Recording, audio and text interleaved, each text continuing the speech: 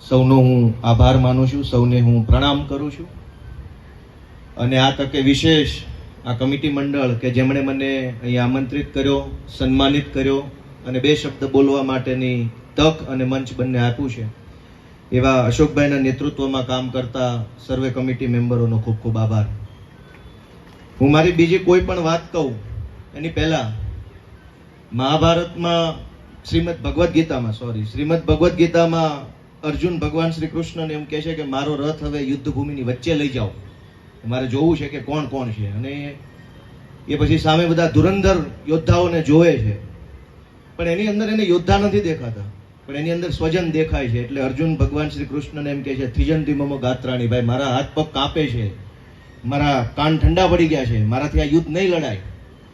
હું અહીંયા બોલવા માટે આવ્યો તો કંઈક તૈયારી કરીને બે કાગળ લખતો આવેલો, પણ હા મેં અંબાલાલભાઈ ને જગદીશભાઈ ને યશવંતભાઈ લાંબા ને એવા બધા ધુરંધરોના જોયા તો મને હવે થિજંતી મમ ગાત્રાણી જેવું થઈ ગયું. ભાઈ શું બોલવાનું, આટલા બધા મજબૂત બધા જમાનાને ખાઈ ગયા હોય, આખી દુનિયા જોઈ હોય, વાંચીને અનુભવનું જ્ઞાન કેળવ્યું હોય, દેવી પુત્રો બેઠા છે, મારી જેવા જુવાનિયા ને એમાંય પાછો રાજકારણમાં જોડાયેલા માણસ શું બોલવાનું ધર્મ વિશે. એટલે મારી હાલત અત્યારે જરાક એવી નર્વસ થઈ ગઈ છે. જગદીશભાઈ રણછોડભાઈએ વખાણ તો કરી નાખ્યા કે આ ભાઈ કંઈક બહુ સારું બોલવાના છે, હવે પ્રેશર આવ્યું છે કે હું બોલું. પણ છતાંય ભગવાન શ્રી કૃષ્ણ આપણને જે મતિ આપે તે, જે બુદ્ધિ સુજાડે, જે સમજણ, જે શક્તિ ઈશ્વર આપણને આપે એટલું જ આપણે બોલી શકીએ છીએ. આજે અહીંયા કૃષ્ણ નીતિ મહોત્સવ છે, એટલે કે કોઈ નીતિ ઉપર આપણે કંઈક અહીંયા નીતિના માધ્યમથી ભેગા થયા છે. એટલે મારે વાતની શરૂઆત, કેમ કે ઈશ્વર એટલો મહાન છે કે એના વિશે આપણે શું બોલી શકીએ. આપણે તો મૂંઢમતી છીએ, આપણા માટે એવો શબ્દ વપરાય કે આપણે બધા મૂંઢમતી છીએ. આપણે ઈશ્વરનો પાર ક્યારેય નથી પામી શકવાના. ઈશ્વરે સર્જેલી દુનિયા, ઈશ્વરની માયા, ઈશ્વરે સર્જેલી જે કાંઈ વ્યવસ્થાઓ છે એનો પાર આપણે ક્યારેય નથી પામી શકવાના. પણ છતાંય વિશાળ સાગરમાંથી એક 100 બોળી અને 100 નાકામાં જેટલું પાણી આવે, એ પાણીના પણ 1000માં ભાગ જેટલું જ્ઞાન જો આપણામાં ઉતરે તો આપણું જીવન અને આ સમાજ, આ દુનિયા ધન્ય થઈ જાય. એટલે મારે આજે જે વાત કરવી છે, કેમ કે હું ઈશ્વર ઉપર બોલવા માટે મને નથી લાગતું હું લાયક છું. એ એક ક્ષમતા કે એ લાયકાત મેં નથી કેળવી કે હું ભગવાન ઉપર કંઈક બોલું, કે ભગવાને જે કીધું છે એના ઉપર કંઈક બોલીએ, એવી આપણી ક્યાં લાયકાત છે. પણ આજે આપણે જ્યારે 2024માં છીએ ત્યારે દુનિયા આખીનો સૌથી મોટો પ્રશ્ન જો કોઈ બનીને ધીમે ધીમે ઉભરી રહ્યો તો એ ધર્મ છે. આમ તો ધર્મનું સર્જન માણસને સુખી કરવા માટે થયું છે, પણ આજકાલ આખી દુનિયામાં ડખો ધર્મનો છે. ચારે બાજુ ધર્મના નામે લડાઈ છે, ઝઘડાઓ છે. મારો ધર્મ મોટો, તારો ધર્મ મોટો, આનો ધર્મ ખરાબ, મારો ધર્મ સારો. અને ધર્મના નામે જે હિંસાઓ, ધર્મના નામે આમને સામનેની લડાઈઓ, ધર્મના નામે એકાબીજાની ટીકા ટિપ્પણીઓ તો ઠીક છે. ધર્મની અંદર પછી બધા જ ધર્મોમાં 2, 4, 5 પેટા ધર્મો થઈ ગયા, એની અંદર પંથો, એની અંદર સંપ્રદાયો, એટલા બધા વિભાજિત થઈ ગયો છે માણસ આખી દુનિયાના તમામ ધર્મોમાં. તો મને એમ લાગે છે કે અહીંયા મને જે 2 મિનિટ બોલવાની કઈ તક મળી છે એમાં મારે મારી સમજણ મુજબની ધર્મની કોઈ વ્યાખ્યા રજૂ કરવી જોઈએ. એ ખોટી હોઈ શકે, અધૂરી હોઈ શકે, ખોટા અર્થઘટન વાળી હોઈ શકે, કેમ કે હું જ્ઞાની નથી. પણ આજે જ્યારે દુનિયામાં ધર્મના નામે બધી જ વસ્તુઓ થઈ રહી છે, ન થવાનું થઈ રહ્યું છે અને થવાનું થઈ રહ્યું છે, પણ આમ જ્યારે એક વિશાળ દ્રષ્ટિકોણ કરીએ ત્યારે ધર્મના નામે ખૂબ બધું અનર્થ થઈ રહ્યો છે. આપણે ત્યાં સોશિયલ મીડિયાના જમાનામાં એવું છે કે ભાઈ હિન્દીમાં કંઈ પણ 2 લાઈનો લખી નાખો ને હેઠે ગાલિબ લખી નાખો તો હાલી જાય છે કે આ ગાલિબનો જ શેર હશે, પછી ગમે એને લખ્યો હોય. એમ ધર્મના ક્ષેત્રની અંદર પણ ભગવાન શ્રી કૃષ્ણે શ્રીમદ ભગવદ્ ગીતામાં કીધું છે કે એના પછી જે કયો હાલે છે. કોણ પૂછવા જાય છે કીધું છે કે નથી કીધું, તમને કીધું, કોને કીધું? બધા જેને જે મજા આવે કહેવા માંડ્યા છે કૃષ્ણના નામ ઉપર. એટલે હવનું હાલે છે. હવે અમારી જેવા બોલે તો અમારું નથી હાલતું, એ અલગ વિષય છે. પણ ભગવાન શ્રી કૃષ્ણએ શ્રીમદ ભગવદ્ ગીતામાં કીધું છે કે પછીના વાક્યો સૌ પોતપોતાના સંપ્રદાયને, ધર્મને, પંથને, માન્યતાને, પોતપોતાની લોભ, લાલચ કે જે કાંઈ ભવિષ્યના આયોજનોને લાગુ પડે એવું બોલી અને પબ્લિકને અને બોલવા વાળાને બેયને મજા આવે એવી વ્યવસ્થા આપણે આગળ વધારી છે. તો મને એમ લાગે છે કે દુનિયાને જો સુખી કરવી હોય, જે સુખની તલાશમાં હજારો માણસો કોશિશ કરી રહ્યા છે ધર્મના માધ્યમથી, અધ્યાત્મના માધ્યમથી, સેવાના માધ્યમથી, એ હજારો માણસોને સુખી કરવા હોય તો ધર્મની વ્યાખ્યાને સમજવાની બધાએ કોશિશ કરવી પડશે. એટલે ધર્મની વ્યાખ્યા સમજતા પહેલા ભાઈએ મારો પરિચય આપતા પહેલા રણછોડભાઈએ શ્રીમદ ભગવદ્ ગીતાનો શ્લોક યાદ કરાવ્યો કે અભ્યુત્થાનમ ધર્મસ્ય તદાત્માનમ સુજામ્યમ. એટલે એમાં એ બધાને યાદ છે યદા યદા હિ ધર્મસ્ય ગ્લાનિર્ભવતિ ભારત, કે ભાઈ જ્યારે ધર્મને ગ્લાનિ થશે ત્યારે ભગવાન આવશે, અધર્મનો નાશ કરવા અને ધર્મનું સ્થાપન કરવા ભગવાન આવશે. પણ શ્રીમદ ભગવદ્ ગીતામાં ભગવાન શ્રી કૃષ્ણ આવું બોલ્યા, અર્જુનને આવું કીધું, એ વખતે તો દુનિયામાં બીજા કોઈ ધર્મ જ ક્યાં હતા કે ધર્મને નાશ થવાનો હતો. આજે કદાચ કોઈ રાજકારણી એમ કહીએ કે ધર્મ ખતરે મેં હે, જાગો મારા ભાઈઓ, ધર્મ ઉપર હુમલો થવાનો છે, મારા બધા હિન્દુઓ જાગો, એ તો આજે કહી શકાય. એ જમાનામાં તો સનાતન ધર્મ, ભગવાન શ્રી કૃષ્ણ પોતે હાજર હતા. ધર્મની ગ્લાનિ થાય એવા કોઈ સંજોગ હતા નહીં. તો એનો મતલબ એમ કે ભગવાને ધર્મની ગ્લાનિ થશે એવું કીધું છે, તો ભગવાને ધર્મની કોઈ વ્યાખ્યા પણ વિચારી છે કે આ વસ્તુ ધર્મ હશે અને એ જો નહીં થાય તો એની ગ્લાનિ ગણાશે. એ સિવાય આમ તો ધર્મની વાત નીકળી છે તો અડધેથી એક વાત બધાને પૂછી લઉં કે ભાઈ આપણને કોઈને ખબર છે દુનિયાનો સૌથી મોટો ધર્મ કયો છે? અશોકભાઈ, ખ્યાલ છે? દુનિયાનો સૌથી મોટો ધર્મ કયો છે? ના. કયો ધર્મ છે? ના ભાઈ ના, ક્રિશ્ચન નથી, માનવ ધર્મ નથી. કયો મોટો ધર્મ છે દુનિયાનો સૌથી? દુનિયાનો સૌથી મોટો ધર્મ છે સગવડિયો ધર્મ. આપણને જે ફાવે એ આપણો ધર્મ, નો ફાવે એની આઘું રહેવાનું. ભગવાન ભલે ગમે એટલી વખત કે સત્ય બોલવાનું, સત્યમ વદ, આપણે નથી બોલવું, એ આપણો ધર્મ. એટલે દુનિયાનો સૌથી મોટો ધર્મ સગવડિયો ધર્મ છે. અને આમ આપણા અંદર, આત્માની અંદર આપણે જો દ્રષ્ટિ કરીએ તો આપણે બધા એમાં, હું પેલા સગવડિયા ધર્મના પાલન કરવા વાળા વ્યક્તિઓ છે, કટ્ટર ભક્તો છે સગવડિયા ધર્મને માનવા વાળા. એ વાત અલગ છે કે એનું કપાળ ઉપર કરવાનું કોઈ ચિહ્ન નથી, નકર ખબર પડી જાય કે આવા કલરનું કર્યું હોય ને સગવડિયા ધર્મનો ભક્ત છે. પણ એ પકડાય એવી વ્યવસ્થા હજુ શોધાણી નથી. એટલે ભગવાન શ્રી કૃષ્ણએ યદા યદા હિ ધર્મસ્ય, એટલે ત્યાં પાછો ધર્મ શબ્દ આવ્યો. વળી એક શ્રીમદ ભગવદ્ ગીતાનું વાક્ય છે જેનો રાજકારણમાં બહુ દુરુપયોગ થાય છે માણસને ઉશ્કેરવા માટે. સ્વધર્મે નિધનમ શ્રેય. ભગવાન શ્રી કૃષ્ણ અર્જુનને કહે છે ને, આખો શ્લોક છે, આમાં હું કાગળિયા થોડાક લખતો આવ્યો છું, ભાઈ ઈશ્વર વિશે કઈ બોલવું હોય તો બને ત્યાં સુધી ખોટું ન બોલવું, ભૂલ ભરેલું ન બોલવું, અતિશયોક્તિ વાળી વાત ન કરવી, કેમ કે આપણે પામર માણસો છીએ. આપણે ભગવાનથી વધુ ડાયા થવાની કોશિશ ન કરવી જોઈએ. શ્રેયાન સ્વધર્મો વિગુણ પરધર્માત સ્વનુષ્ઠિતાત સ્વધર્મે નિધનમ શ્રેય પરધર્મો ભયાવહ. એટલે બહુ મહાન વિદ્વાનો આનો એવો અર્થ કાઢે છે કે આપણા ધર્મમાં મરવી નહીં હારું, પણ ધર્મ નહીં બદલવાનો.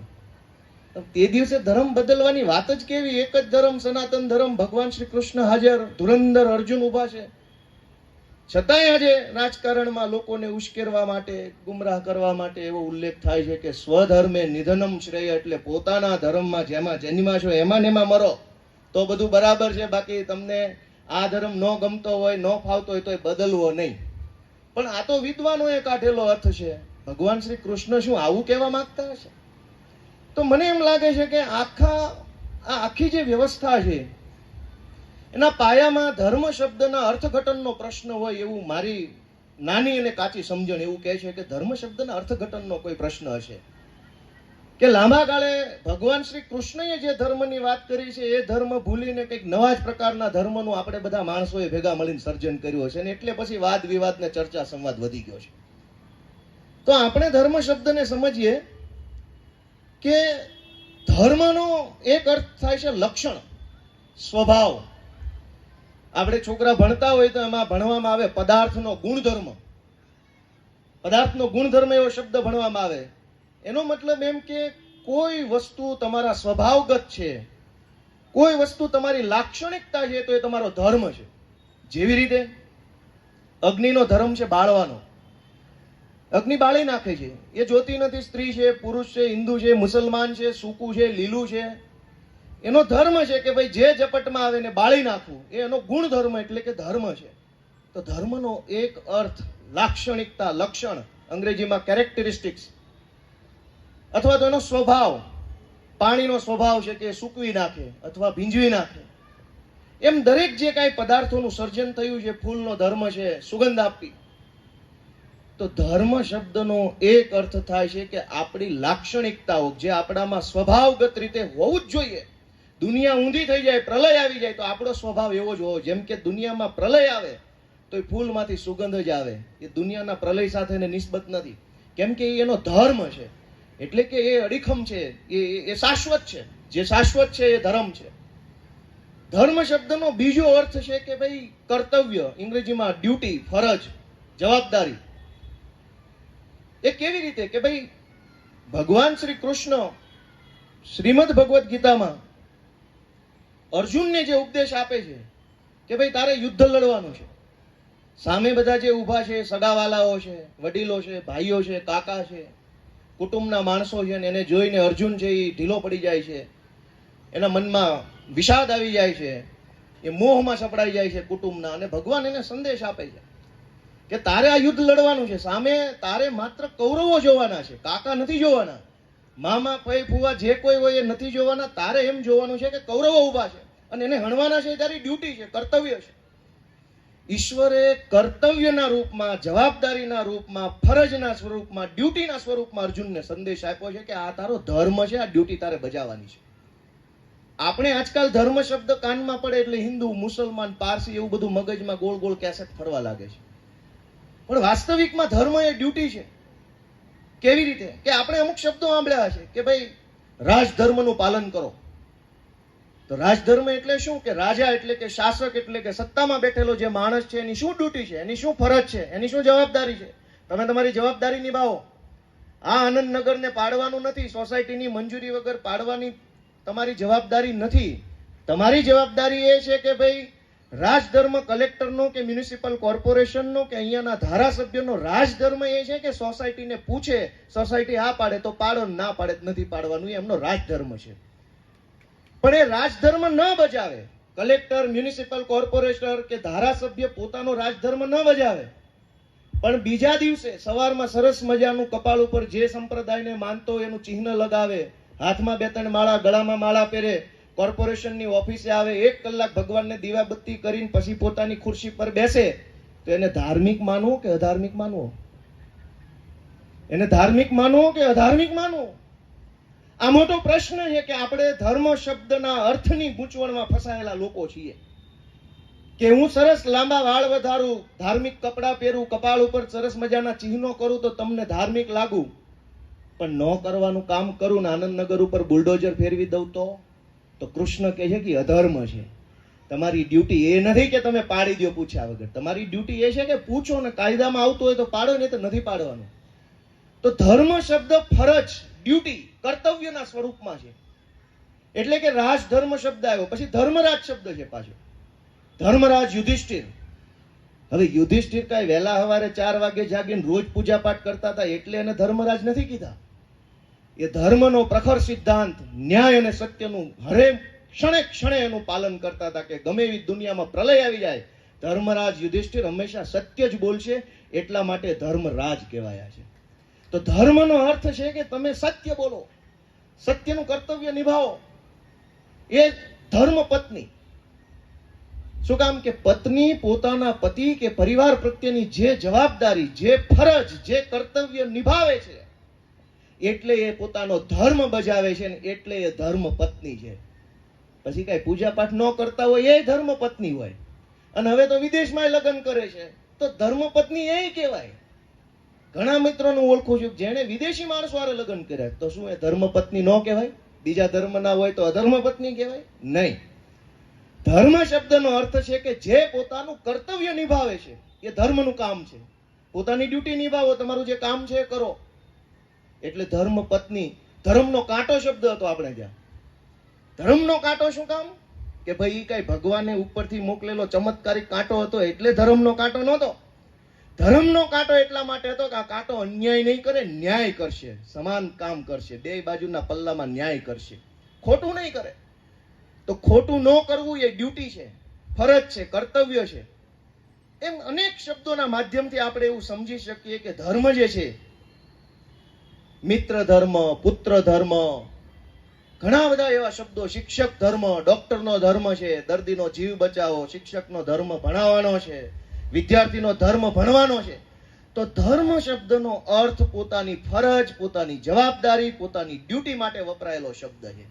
અને મહાભારતના યુદ્ધને ધર્મ યુદ્ધ નામ આપવામાં આવેલું. ભાઈ, પાંડવો અને કૌરવો બે એક જ સમાજના, એક જ ધર્મના માણસો હતા, તો પછી ધર્મ યુદ્ધ શેનું? ત્યાં ક્યાં હિન્દુત્વ ખતરે મેં હતું, બચાવવા માટેનું યુદ્ધ હતું?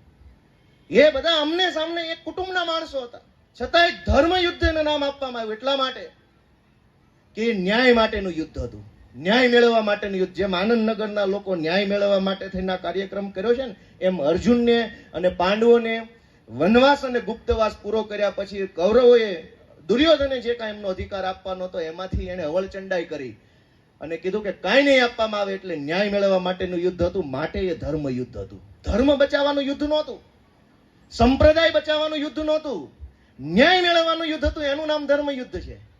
અને એ યુદ્ધનું કર્તવ્ય બજાવવા માટે ભગવાન શ્રી કૃષ્ણએ અર્જુનને સંદેશ આપ્યો કે ભાઈ, આ યુદ્ધ લડવું એ તારી જવાબદારી છે, એનાથી તું ભાગી નહીં શકે, એ કર્તવ્ય છે ને એ જ ધર્મ છે.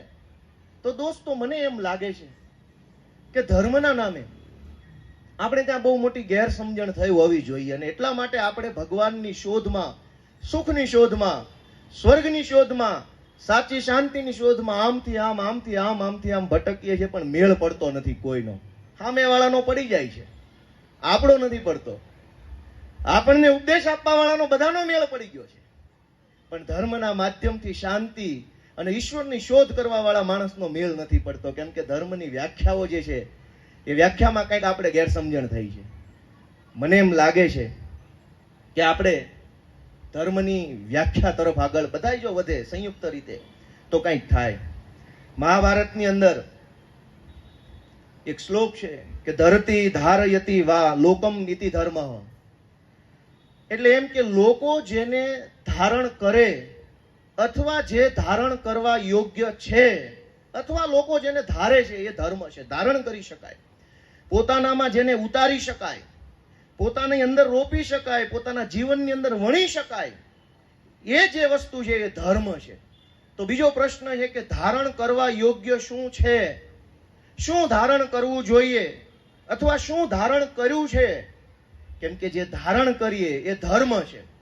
તો ભગવાન શ્રી કૃષ્ણ આપણને એનો જવાબ આપે છે કે નીતિ ધારણ કરી શકાય, સત્ય ધારણ કરી શકાય, ન્યાય ધારણ કરી શકાય, સદાચાર ધારણ કરી શકાય, પરોપકાર ધારણ કરી શકાય, અનુકંપા ધારણ કરી શકાય. આ સદગુણોને ધારણ કરી શકાય, અને જે આ સદગુણોને જીવનમાં ધારણ કરે છે એ ધર્મનું કામ કરે છે, એ ધાર્મિક વ્યક્તિ છે. હવે આપણી અંદર નીતિ, અનુકંપા કે સત્ય ન્યાય ન હોય છતાંય ધાર્મિક બનવું હોય તો આજકાલ વ્યવસ્થા કરી આપી છે આપણને. બધા સંપ્રદાયો, બધા પંથો, બધા ધર્મોએ વ્યવસ્થા કરી આપી છે કે ભાઈ કાંઈ ન કરવું હોય ને એમ નામ સગવડિયા ધર્મના માધ્યમથી લેટરલ એન્ટ્રી જેવું છે. હમણાં આવીને સાહેબ લેટરલ એન્ટ્રી છે ધર્મની અંદર. પાટલા વાવણેથી આવી જાઓ, 2 લાખનું બંડલ મૂકો એટલે રેડી. ક્યાંથી લાવે કોઈએ પૂછવાનું નથી. તો દોસ્તો, ધર્મની વ્યાખ્યા મનુસ્મૃતિની અંદર એક આપવામાં આવી છે. આમ મનુસ્મૃતિ જરાક વિવાદિત ગ્રંથ છે, એટલે બહુ બોલાય નહીં જાહેરમાં, કેમ કે એની અંદર આજના સમય સાથે સુસંગત ન હોય, અપ્રાસંગિક હોય એવી ઘણી બાબતો લખવામાં આવી છે, મહિલાઓ વિશે, અલગ અલગ સમાજ વિશે. પણ હવે એ જમાનામાં જે હશે એ લખ્યું હશે, કેટલું માનવું અને કેટલું ન માનવું એ આપણી મૂઢમતી ઉપર આધાર રાખે છે. પણ મનુસ્મૃતિની અંદર ધૃતિ, ક્ષમા, દમોસ્તેયમ, શોચમિન્દ્રિય નિગ્રહ, ધીર વિદ્યા, સત્યમ, ક્રોધો, દશકમ, ધર્મ લક્ષણમ.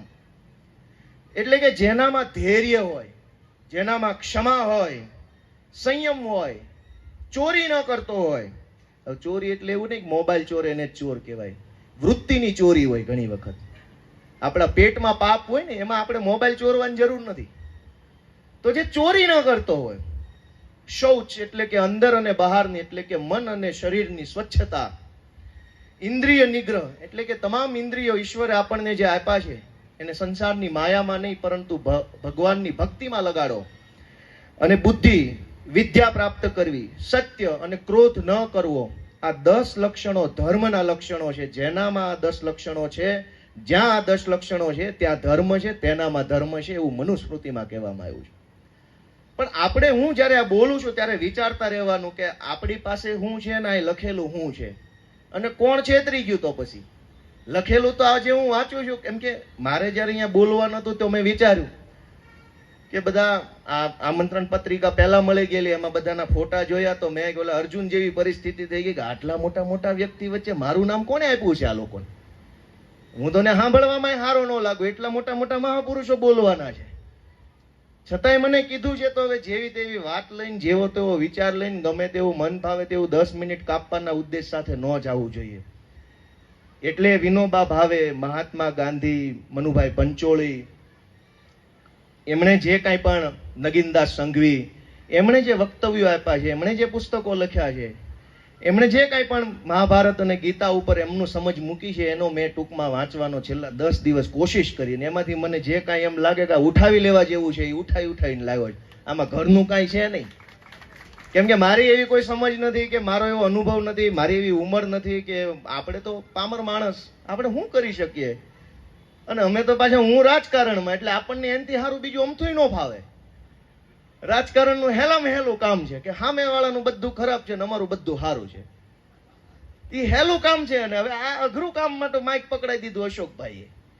પણ અહીંયા ધર્મની બાબતમાં એક મારો બીજો મત છે કે આમ ધાર્મિક બાબતો ઉપર બોલવું એટલે દુનિયાનું સૌથી હેલું કામ, અને સૌથી અઘરામાં અઘરું પાછું એ જ છે.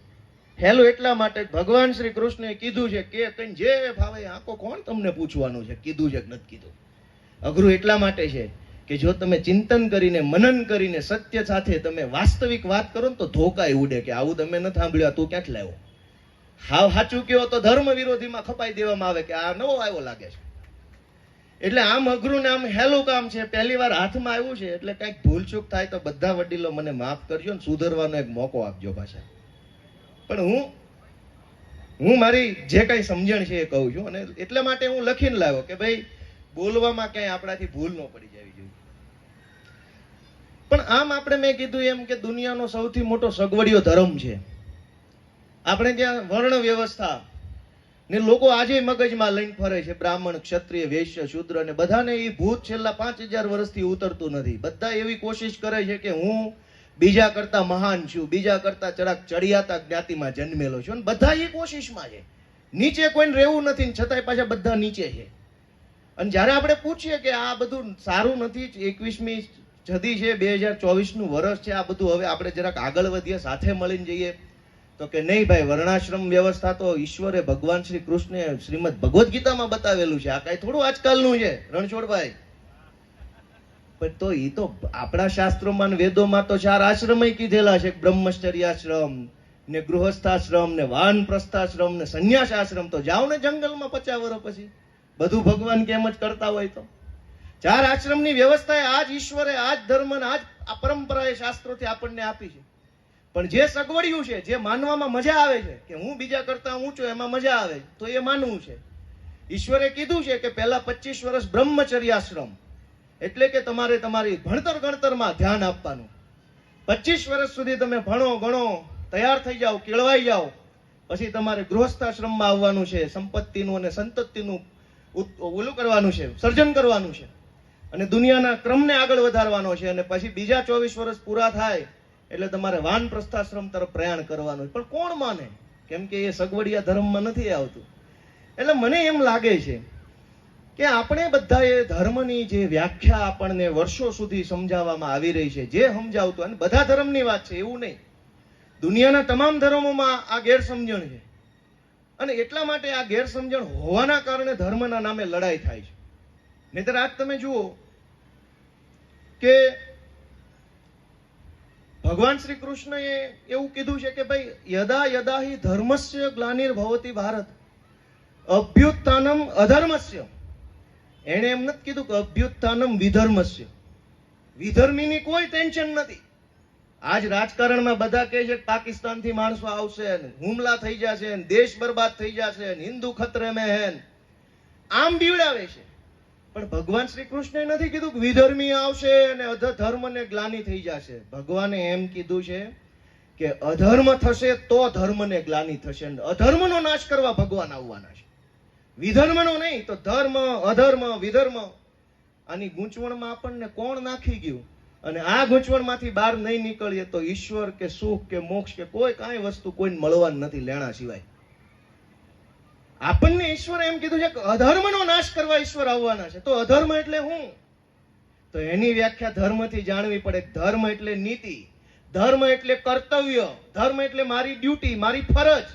જો હું મારી ફરજ નથી નિભાવતો, જો આપણે બધા આપણી ફરજ નથી નિભાવતા, તો આપણે અધર્મનું કામ કરીએ છીએ. જો આપણે ન્યાય માટે કામ નથી કરતા તો આપણે અધર્મ કરીએ છીએ. જો આપણે સદાચાર નથી કરતા તો આપણે અધર્મ કરીએ છીએ.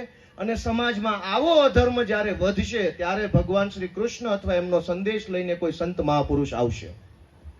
એમાં વિધર્મને કઈ એવી વાત જ નથી.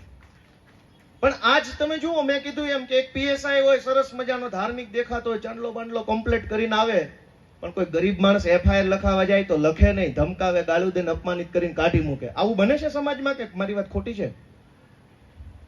તો એ અધર્મ છે, અને એ જ અધર્મનો નાશ કરવા માટે ભગવાન શ્રી કૃષ્ણ આવવાના છે. એમાં વિધર્મની કોઈ વ્યાખ્યા જ નથી. પણ આ તો બધું ચૂંટણી લક્ષી છે, એટલે તમને હું સાચું કહી દેતો તો ભલામણા મોક્ષ મળી જાય, આયા ના આયા સ્વર્ગમાં જવાની જરૂર નથી.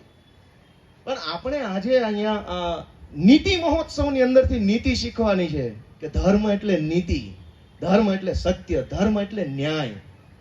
અને આ ગુણ આપણા સૌની અંદર ઉતરે. આપણે આ નીતિ ને સત્ય ને શબ્દો જે બોલીએ ને તો એ બહુ આદર્શ શબ્દો છે. એટલા ભારે શબ્દો એમ થાય આ થોડું શક્ય છે ગોપાલભાઈ ને માઇક આપ્યું એટલે બોલો, બાકી તમે સત્ય કરી બતાવો લ્યો રાજકારણમાં. હું માનું છું કે આ જે આદર્શો છે, સત્ય બોલવું, ન્યાય પ્રિય રહેવું, સદાચાર કરવો, બહુ અઘરી વસ્તુ છે. પણ આદર્શ છે ને એ ધ્રુવના તારા જેવા છે. ધ્રુવનો તારો આકાશમાં હોય, એને જોઈને આપણે આપણી દિશા નક્કી કરવાની હોય. પછી આપણે એ ધ્રુવના તારાને ધ્યાનમાં રાખીને કિનારા સુધી આપણે જ્યાં જવું હોય ત્યાં પહોંચી શકીએ, પણ ધ્રુવના તારા સુધી ક્યારેય નથી પહોંચી શકાતું. એમ સત્ય છે એ ધ્રુવનો તારો છે. આપણે કોશિશ કરવાની છે કે સત્યના માર્ગે વધુ ને વધુ હાલી શકીએ. સ્વયં સત્ય તો ભગવાન શ્રી કૃષ્ણ જ બની શકે. આપણી તો ક્યાં એવી કોઈ લાયકાત છે કે આપણે બની શકીએ? પણ આપણે એ કોશિશ કરવાની છે સમાજ તરીકે, વ્યક્તિ તરીકે, સમૂહ તરીકે, કે સમૂહમાં સત્યનું આચરણ વધે, સમૂહમાં ન્યાયનું આચરણ. આ રાજકોટમાં અગ્નિ દુર્ઘટના થઈ, જે લોકો સરકારમાં કે કોર્પોરેશનમાં કે પોલીસમાં બેઠા છે એ ધર્મનું કામ કરે છે કે અધર્મનું કામ કરે છે? અને આપણે ક્યાં વિધર્મીની જરૂરત છે? જો આપણી પાસે જ આટલા અધર્મીનું ટોળું પડ્યું હોય તો વિધર્મી ક્યાં ગોતવા જ જવાના છે? એ એનામાં થાકી જાય, આપણે આપણામાં થાકી જાહું. એવી રીતે જયારે અધર્મ વધશે ત્યારે ભગવાન શ્રી કૃષ્ણ આવશે અને આપણા બધાની અંદર ધર્મનું સ્થાપન કરશે. ધર્મનું સ્થાપન એટલે હું બધાને માળા પહેરાવી દેશે, બધાને કઈ દીક્ષા આપશે? નહીં. ધર્મનું સ્થાપન એટલે નીતિનું સ્થાપન કરશે, ન્યાયનું સ્થાપન કરશે, સમાજની અંદર સદગુણનું સ્થાપન કરશે. આપણે બધા આપણા આત્માને પૂછીએ કે આજ ભવ્યાતિ ભવ્ય આયોજનો થાય છે બધા જ ધર્મોમાં, હરીફાઈઓ થાય છે કે અમારો કાર્યક્રમ મોટો કે તમારો કાર્યક્રમ મોટો. જબરજસ્ત કટ્ટર હરીફાઈ ચારો તરફ થઈ ગઈ છે ધાર્મિક દેખાવાની. બધા જ ધર્મોમાં દેખાવથી ધાર્મિક દેખાવાની, ભાષણથી ધાર્મિક દેખાવાની, રૂપિયાથી ધાર્મિક દેખાવાની કટ્ટર હરીફાઈ હાલે છે. પણ આપણે આત્માને પૂછીએ કે સમાજની અંદર નીતિ વધી કે ઘટી? બધા વિચારો છે. નીતિ વધી કે ઘટી સમાજમાં? ન્યાય વધ્યો કે ઘટ્યો? સદાચાર વધ્યો કે ઘટ્યો? અનુકંપા, બીજા પ્રત્યેની સહાનુભૂતિ, કરુણા, પ્રેમ ભાવ વધ્યો કે ઘટ્યો? જો બધા જ સવાલના જવાબમાં આપણું મન એમ કહેતું હોય કે ઘટ્યું, તો અધર્મ વધ્યો એમ કહી શકાય. ને અધર્મ વધશે ત્યારે ભગવાન શ્રી કૃષ્ણ આપણી વચ્ચે આવવાના છે દોસ્તો. એટલે આમ આપણે જે કહીએ છીએ કે ધર્મની બાબતમાં આપણે બધાએ વ્યાખ્યાને ધ્યાનમાં લઈ અને ધીરે ધીરે આપણે મૂળ ધર્મ તરફ, એટલે કે કર્તવ્ય તરફ, એટલે કે અર્જુનને ઈશ્વરે જે કીધું એ કરવા તરફ આગળ વધવાનું છે. તમે એક મજાની વસ્તુ જુઓ કે આજે તો બધું હિન્દુ, મુસલમાન ને આમ ને તેમ ને બધું મારો કાપો વાળું સોશિયલ મીડિયા ખોલાય નહીં, નકર એમાં મોબાઈલમાંથી લોહી પડે એમ છે. એટલી બધી હિંસા છે ધર્મના નામે. પણ મજાનો વિષય એ છે કે ઇસ્લામ ધર્મની સ્થાપના કરવા વાળા મોહમ્મદ પૈગંબરનો જન્મ થોડો ઇસ્લામમાં થયો હોય. એ તો એનો જન્મ ક્યાંક બીજા ધર્મમાં કે બીજા સમુદાયમાં થયો, એ મોટા થયા પછી એમણે ઇસ્લામ ધર્મની સ્થાપના કરી. એમ જૈન ધર્મની સ્થાપના મહાવીર સ્વામીએ કરી, તો એમનો જન્મ થોડો જૈનોમાં થયો હોય. ભગવાન બુદ્ધનો જન્મ પણ બૌદ્ધ ધર્મમાં ન થયો હોય. ગુરુ નાનકજીએ શીખ ધર્મની સ્થાપના કરી, એમનો જન્મ શીખમાં ન થયો હોય. આ વાત શું બતાવે છે કે જે ધર્મની સ્થાપનાઓ કરવા વાળા મહાપુરુષો છે એમનો જન્મ તો બીજા ધર્મમાં અથવા બીજા વ્યવસ્થામાં થયેલો છે. તો ધર્મનો આ જે બાબત છે એમ કહેવા માંગે છે કે ધર્મ એટલે જીવન જીવવાની એક પદ્ધતિ, ધર્મ એટલે જીવન જીવવાની એક ફિલોસોફી, કે જે કાંઈ પણ જીવન જીવવાના સિદ્ધાંતો, ધારાધોરણો, નીતિ નિયમો એ જમાનામાં અમલમાં હશે, એ નીતિ નિયમોમાં કઈ ખામી લાગી હશે અથવા કઈ ઘટતું લાગ્યું હશે, તો ભગવાન બુદ્ધે કે મહાવીર સ્વામીએ કે ગુરુ નાનકજીએ વધારાના 5 સિદ્ધાંતોનો ઉપદેશ સમાજને આપ્યો હશે, સમાજને બીજા 5 સિદ્ધાંતો ગમ્યા હશે, સ્વીકાર્યા હશે અને સમય જતા ધર્મના સ્વરૂપમાં આવી ગયા હશે. તો ધર્મ એટલે આપણે જે સમજીએ છીએ એ વાત નથી. આપણે સમજવાનું એ છે કે ઈશ્વર એટલે કે ભગવાન શ્રી કૃષ્ણ ભગવદ્ ગીતામાં આપણને કયા ધર્મની સ્વધર્મે નિધનમ શ્રેય, એટલે ઈશ્વર ત્યાં એમ વાત કરે છે કે તમે તમારા, એમાં 2 ગૂઢ અર્થ છે. સાહેબ મારી કઈ ભૂલ થતી હોય સુધારજો, હું વિદ્યાર્થી છું, પાછું એવું નથી, આ તો ફ્લોમાં આવી જાય તો થોડુંક બોલાઈ જાય છે. કે સ્વધર્મે નિધનમ શ્રેય એટલે એક તો ગૂઢ અર્થ ઈશ્વર એવો કરે છે કે એક ધર્મ છે આત્મા અને એક ધર્મ છે દેહ, ઇન્દ્રિયોનો ધર્મ. આત્માના ધર્મનું પાલન કરતા કરતા એટલે કે આત્મશુદ્ધિ, આત્માને ઈશ્વર સાથે જોડતા જોડતા જો નિધન થાય તો શ્રેયકર છે, એ સારું નિધન છે. પણ ઇન્દ્રિયોના, શરીરના માધ્યમથી ભોગ વિલાસ ભોગવતા ભોગવતા મૃત્યુ થાય તો એ ભયાવહ છે, એનું કોઈ કારણ નથી. યા તો બીજો ગૂઢ અર્થ છે કે તારું કર્તવ્ય કરતા કરતા તમારી જે ડ્યુટી છે, જે કાંઈ હોય તે, આ આનંદનગર સોસાયટી બચાવવાની તમારી ડ્યુટી છે તો બચાવો, એ ધર્મનું કામ છે. એને પાડી દેવા માટેની તમારી ડ્યુટી છે, તમારું કર્તવ્ય, તો એને પાડી દો વહેલી તકે, એ તમારો ધર્મ છે. એટલે ઈશ્વરે જ્યારે એક બહુ આપણે શ્રીમદ ભગવદ્ ગીતામાં કર્મણ્ય વાધિકાર હસ્તે, પછી બધા પોતપોતાની મજા આવે એનો અર્થ કાઢે છે. મેં હવે આમાં તો મારે એમ જ કહેવાનું ને, હું જે કહી છે એ મજા આવે એવી જ વાત કહેવાય કે ભાઈ કર્મ કરતો જાન, હાંક મારતો જાન, ફળની વાટે રહેતો નહીં, ફળ કોઈને કાંઈ મળવાનું નથી. પેપર લીક જેવું છે, ગમે એટલી તૈયારી કરો તો ફળ કોઈને મળવાનું નથી. કર્મનો સંદેશ ઈશ્વરે તેદી કીધેલું, એને કેવી ખબર હશે કે પેપરો ફૂટશે, ગમે એટલી તૈયારી કરો, કર્મ કરતો જામ, ફળ મળવાનું નથી. પણ વાત એવી આસાન નથી. ઈશ્વરે જે ધર્મનો આપણને સંદેશ આપ્યો છે કે કર્તવ્ય કરવાનું છે, તમારે તમારું કામ કરવાનું છે, રસોઈ બનાવવાનું છે, ચપ્પલ સીવવાનું છે, સાફ સફાઈ કરવાનું છે, કેમેરામાં રેકોર્ડિંગ કરવાનું છે, એન્કરિંગ કરવાનું, જે કામ તમારે કરવાનું છે તમે કરો, એ જ ધર્મ છે, બીજો કોઈ ધર્મ નથી. જો તમે એ કામ નથી કરતા તો તમે અધર્મ કરો છો. એટલે જે કર્મણ્ય વાધિકાર, કર્મયોગના આખા અધ્યાયની અંદર ભગવાને જે સમજાવ્યું, એમાં 4 મહાન સિદ્ધાંતો ઈશ્વરે અર્જુનના માધ્યમથી આપણને બધાને કીધા છે કે ભાઈ કર્મ કરો, એ તમારો અધિકાર છે. કર્મથી ક્યારેય દૂર ન ભાગવું, કરતા જ રહેવું. જે કઈ કર્મ હોય, ભણવાનું, વાંચવાનું, લખવાનું, દોડવાનું, કૂદવાનું, હસવાનું, ગાવાનું, વગાડવાનું, જે કઈ કર્મ હોય એ કર્મ કરતા રહ્યો.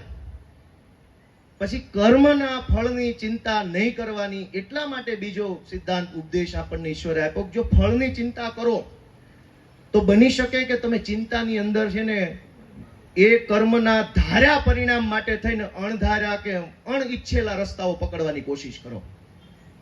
કે મારે કોઈ પણ સંજોગોમાં પીએસઆઈ બનવું જ છે તો એની તૈયારી કરો, એવું જ ખાલી ભગવાન કહે છે. પણ કોઈ પણ સંજોગોમાં પીએસઆઈ બનવા માટે પેપર ફોડવા નથી પ્રેરાવાનું.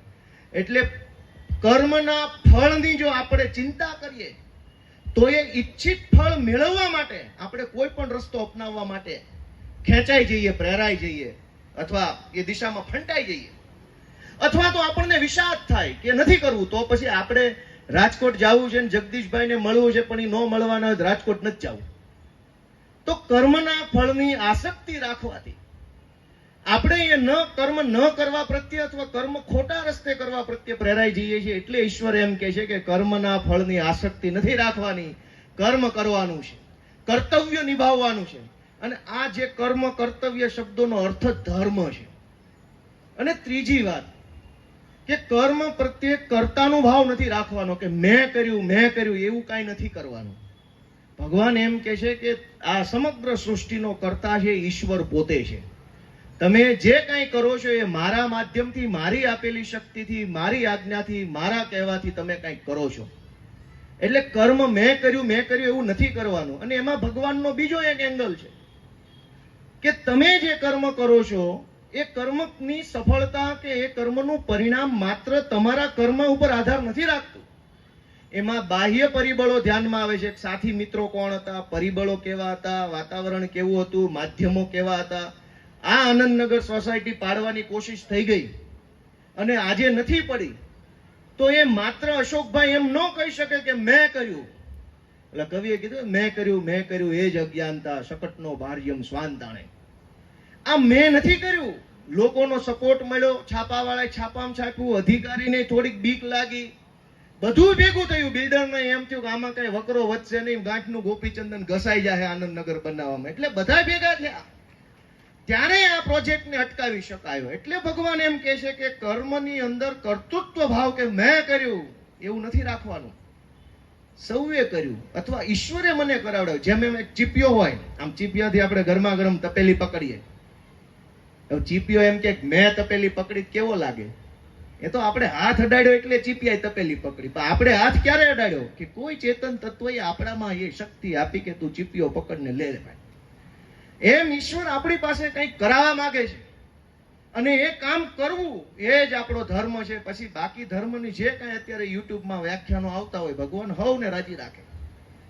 પણ મને ધર્મની જે કાંઈ વ્યાખ્યા સમજાણી છે, જે કાંઈ મારા અનુભવમાં વાત આવી છે એ મેં અત્યારે જે કીધી એ છે. અને ચોથી વાત કર્મના સંદર્ભમાં એક કે કર્મ કરવો એ આપણો અધિકાર છે, આપણી ફરજ છે.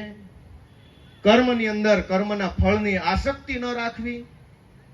ત્રીજી વાત કે કર્મ કર્યાનો કર્તૃત્વ ભાવ મેં કર્યું એવું ન રાખવું. અને ચોથી વાત કે અકર્મણ્ય ન રહેવું, એટલે કે કર્તવ્ય નિભાવવાથી દૂર ન ભાગવું. કર્તવ્ય છોડી, જેમ અર્જુનને હતું કે નથી લડવું ભાઈ, આ મેં હથિયારો મૂક્યા ને હું પડી ગયો, મારાથી નહીં લડાય, આ તો બધા મારા સગાવાલાઓ છે, હું આની સામે કેવી રીતે લડીશ, અને આમની સામે હું કદાચ લડીશ ને જીતી જાશ તો શું. અને એ પછી એના લાંબા લાંબા બુદ્ધિજન્ય કારણો અર્જુન ભગવાનને આપે છે. ભગવાને સાંભળ્યા શાંતિથી. અર્જુનને એમ થયું કે હવે મારે કર્મ નથી કરવું. ભગવાન એની ના પાડે છે કે કર્મથી દૂર ભાગવું જોઈએ નહીં. કર્મ તો કરવાનું જ છે.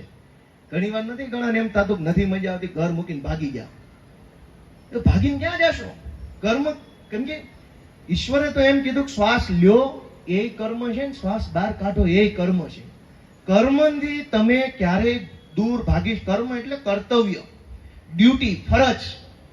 કર્મથી ક્યારેય આપણે દૂર જઈ શકતા નથી. દરેક કર્મ આપણને બાંધે છે. એટલે દોસ્તો મારું એટલું કહેવાનું છે કે ધર્મની વ્યાખ્યા કર્તવ્યના સ્વરૂપમાં છે. કર્તવ્ય એટલે કે ન્યાય, નીતિ, સદાચાર, અનુકંપા, સહાનુભૂતિ, કરુણા, પ્રેરણા છે. જે જગ્યાએ ન્યાય, નીતિ કે કરુણા હશે ત્યાં ઈશ્વર હશે. અને જેમ શ્રીમદ ભગવદ્ ગીતામાં કીધું છે કે જ્યાં કૃષ્ણ હશે, જ્યાં ધર્મ હશે ત્યાં હંમેશા વિજય હશે. અંતિમ શ્લોકની અંદર એવું કહેવાયું છે. દોસ્તો આપણે બધાએ આજે મેં વાત કરી કે ભાઈ આપણે બધા આટલું બધું ધર્મ માટે શ્રદ્ધાના માધ્યમથી અનેક પ્રકારના ધર્મ, એટલે બધા ધર્મની વાત છે આમાં. નહીતર છે ને 2 મિનિટનો કટકો કોક કાપીને પાછો મને કાલ હોળીએ ચડાવશે કે આ રાજકોટમાં જઈને આવું બોલ્યા. અને આ 2 મિનિટ વાળાનો બહુ ત્રાસ છે, કઈ બોલ્યું નથી થતું. આપણને એમ થાય કેવું છે કઈક 2 મહત્વની વાત, તો નથી બોલાતું. 2 મિનિટનો કટકો કાપીને બધા બહેનો વોટ્સએપમાં નાખી દે. નથી કોઈ આગળ જોતું, નથી કોઈ પાછળ જોતું, નથી એમ એ હાલે જવા દો, જેમ હાલતે હાલે છે. એટલે મારે એવું કેવું છે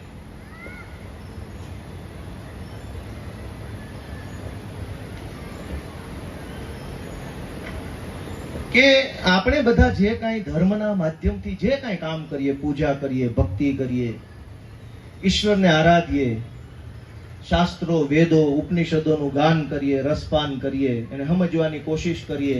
ઈશ્વરે જે ઇન્દ્રિયો આપી છે, ઇન્દ્રિયોના માધ્યમથી ઈશ્વરની દુનિયાને સમજી અને ઈશ્વરને પામવા માટેના આપણા તમામ પ્રયત્નો છે. એ તમામ પ્રયત્નોના અંતે આપણે શું લાલચ છે, આપણી શું ઈચ્છા છે, આપણી શું મહત્વાકાંક્ષા છે કે ભાઈ બધાને મોક્ષ જોતો છે. આ વાત સાચી છે કે ખોટી? આપણે જે કાંઈ કામ કરીએ છીએ એ તમામ કામ એટલે કે ધર્મનું કામ, ધર્મ, ભક્તિ, પૂજા, પાઠ, માળા, જપ, તપ, પ્રદક્ષિણા, તમામ ધર્મના લોકો જે કાંઈ કરે છે એ બધું જ કર્યા પછી આપણી આશા એટલી જ છે કે આપણને મોક્ષ મળે. મોક્ષ મળે એટલે કે સ્વર્ગમાં સ્થાન મળે. એટલે શું? તો કે ભગવાન પાસે આપણને સ્થાન મળે. બધા મને જવાબ આપો, આ વાત સાચી છે કે ખોટી છે? આપણી બધાની ઈચ્છા શું છે કે ભાઈ ઈશ્વર પાસે આપણને સ્થાન મળે, સ્વર્ગમાં મોક્ષ હશે કે નહીં હોય એવી કોઈ ચર્ચા જ નથી કરવી, હશે જ. આપણી ઈચ્છા એ છે કે ઈશ્વર પાસે આપણને જગ્યા મળે, મર્યા પછી મોક્ષ મળે. પણ દોસ્તો, એક મોબાઈલ આપણે દુકાનેથી ખરીદીએ, ઘરે લાવીએ, ખોલીએ, જોઈએ, છોકરો કે આ નથી મજા આવતી, પાછો આપવા જાય તો રણછોડભાઈ લઈ લે પાછો? ન લે. આપણે એક પેન્ટ લાવીએ રેડીમેડ, ઘરે લાવીએ, પહેરીએ, એમાં ઓલું સ્ટીકર અહીં કમરે આવે, તૂટી ગયું, પછી એમ કેવી કે આ પેન્ટ મોટું છે, નાનું છે, હાવ પાછું આપી દેવું, પૈસા પાછા આપો. તો એ દુકાનવાળો પાછું લઈ લે કે ન લઈ લે?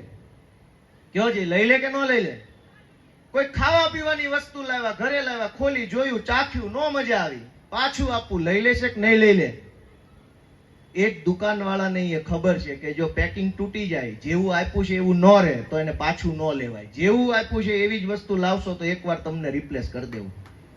એમ ઈશ્વરે આપણને આ દુનિયામાં જેવા મોકલ્યા છે એવા પાછા નહીં જઈએ તો કોઈ ઈશ્વર, કોઈ સ્વર્ગ વર્ગમાં આપણને સ્થાન નથી આપવાનો. અને ઈશ્વરે આપણને કેવા મોકલ્યા છે? આપણા ઘરે એક બાળક જન્મે ત્યારે કેવો હોય છે? નિર્ભેળ, નિર્મળ, નિડર, સત્ય, મોહ માયામાં ન હોય, લોભ ન હોય, લાલચ ન હોય, કપટ ન હોય, દ્વેષ ન હોય, ઈર્ષ્યા ન હોય, હરીફાઈ ન હોય, કટ્ટરતા ન હોય, એકદમ નિર્દોષ મન વાળું બાળક તરીકે ઈશ્વર આપણને આ દુનિયામાં મોકલે છે. અને પાછા કેવા જ આવી છે આપણે? કપટ, ક્રોધ, લોભ, મોહ, 2 પ્લોટ ઓછા લીધા ને ઓલાનો પ્લોટ, અને એમ ઈશ્વર આપણને પાછા લઈ લે છે. ઓલો એક પાર્લેનું પડીકું પાછું નથી લેતો, તોડેલું. અને આપણને ઈશ્વરે જેવા અહીંયા મોકલ્યા છે એવા જો પાછા નહીં જઈએ તો કોઈને કોઈ સ્વર્ગમાં સ્થાન મળવાનું નથી. એ વાત અલગ છે. જાહેરમાં બોલતા હોય તો આપણે એમ કહેવું પડે કે ઈશ્વર એમના ચરણોમાં સ્થાન આપે, એમને ખૂબ ખૂબ શ્રદ્ધાંજલિ પાડી, એ બધું બોલવું પડે. પણ સીલ તૂટી ગયેલો માલ કોઈ પાછો લેતો નથી. ઈશ્વરે આપણને એક નિર્દોષ વ્યક્તિ તરીકે અહીંયા મોકલ્યા છે. કોઈ સિક્કો માર્યા વગર મોકલ્યા છે. તમામ ધર્મના માણસને કોઈ સિક્કો માર્યા વગર ઈશ્વરે આ દુનિયામાં મોકલ્યા, નિખાલસ બનાવીને મોકલ્યા, લોભથી પર મોકલ્યા. બાળકને શું લોભ હોય? એને મોહ કઈ વાતનો હોય? ઈર્ષા કઈ વાતની હોય? 2 છોકરા રમતા હોય તો એક રમકડા માટે 2 બાંધતા હોય એવું આપણે જોઈએ. પણ એ લડાઈની અંદર આ રમકડું મારું છે કે તારું છે એની અંદર દ્વેષ નથી હોતો, કપટ નથી હોતું, એની અંદર પણ નિર્ભેળ એકદમ સહજતા હોય. આ વાત સાચી છે ખોટી? એક રમકડા માટે 2 બાળક બાંધે પણ એ કપટથી નહીં, પ્રેમથી, નિખાલસતાથી. ઈશ્વરે આપણને નિખાલસ વ્યક્તિ તરીકે આ દુનિયામાં મોકલ્યા છે. ઈશ્વરે આપણને સહજ માણસ તરીકે આ દુનિયામાં મોકલ્યા છે. ઈશ્વરે આપણને દ્વેષ રહિત વ્યક્તિ તરીકે આ દુનિયામાં મોકલ્યા છે. પાછા જ્યારે જઈશું તો એક હોયના નાકાના 1000માં ભાગ જેટલો દ્વેષ જો જીવનમાં હશે ને તો સ્વર્ગના દરવાજાથી આપણે રિટર્ન ગાડી લઈ લેવાની છે. કોઈ અંદર નહીં આવવા દે. કેમ કે પેલો માણસ તૂટેલું પેન્ટ પાછું નથી લેતો, તૂટેલું ખોખું કોઈ પાછું લેવા તૈયાર નથી. તમને હાવ આવા મોકલ્યા હતા ને કેવા થઈને આવ્યા, શું કામ પાછા લેવાના છે? ન્યાય ક્યાં ટ્રાફિક કરવાનો? અહીંયા ટ્રાફિક, ન્યાય ટ્રાફિક. એટલે દોસ્તો, મારે એટલી જ વાત કહેવાની છે કે સંત કબીરની એક સાખી કહી અને વાત પૂરી કરું કે ધર્મની વ્યાખ્યાને આપણે સતત સમજવાની કોશિશ કરીએ કે ધર્મ એટલે કર્તવ્ય છે, ધર્મ એટલે આપણું લક્ષણ છે કે મરો તોય ન જાય એવું જે લક્ષણ હોવું જોઈએ એનું નામ ધર્મ છે. ધર્મને મજહબ, પંથ કે સંપ્રદાય તરીકે આપણે જ્યાં સુધી જોઈશું ત્યાં સુધી ઈશ્વર સુધી પહોંચવાનો રસ્તો ખુલ્લો નહીં થાય. કેમ કે એ એક ઉપાસનાની પદ્ધતિ છે. મહાભારતના વેદમાં ભગવાન શ્રી કૃષ્ણએ શાંતિ પર્વમાં, શ્રીમદ ભગવદ્ ગીતામાં, ભીષ્મ પર્વમાં, શ્રીમદ ભગવદ્ ગીતામાં અર્જુનને જે ઉપદેશ આપ્યો છે ધર્મનો, એ કર્મ કર્તવ્ય તરીકે આપ્યો છે. અને એટલે આપણે જે કાંઈ આપણી આસપાસની દુનિયામાં ધર્મ અથવા ધર્મના નામે જોઈએ છે, કરીએ છીએ, એને સમજવા માટે સંત કબીરે એવું કીધું છે કે માલા ફેરત યુગ ફીરા, ફીરા ન મન કા ફેર. માળા ફેરવતા ફેરવતા યુગો બદલાઈ ગયા છે. પણ આપણા આત્મામાં કે મનમાં કે વિચારોમાં કે આચરણમાં કોઈ ફરક પડ્યો નથી. માલા ફેરત જગ યુગ ફીરા, ફીરાન મન કા ફેર, કરકા મન કા ડારી કે, મન કા ફેર. એટલે કે હાથની માળા છોડો અને મનની માળા ફેરવો, આચરણની માળા ફેરવો. આચરણ શુદ્ધ કરો તમારું. કરકા મન કા ડારી કે, મન કા ફેર.